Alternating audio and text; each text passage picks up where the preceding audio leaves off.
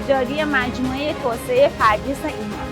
در حال حاضر در این مجموعه دستگاه‌هایی که وجود داره شامل پرینتر سه‌بعدی نسل جدید در 2 ورژن، دستگاه لمپر در 2 نسخه و دستگاه UPS که قابلیت کاستومایز شدن با توجه به نیاز مشتری داره.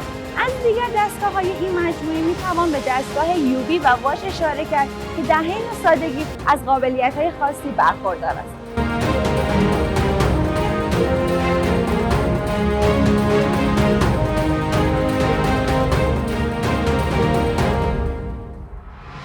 در بخش طراحی مجموعه توسعه پردیس ایما، فرآیند 0 تا 100 طراحی به طور کامل برای شما انجام میشه و این امکان وجود داره با توجه به نیاز شما پرینت طرح‌ها با کیفیت بالایی انجام بشه. از طرف دیگه میتونید از بانک طرح‌های موجود در مجموعه که در سطوح مختلفی هستن هم استفاده کنید. هدف شرکت ایما خدمت با توجه به نیاز شماست.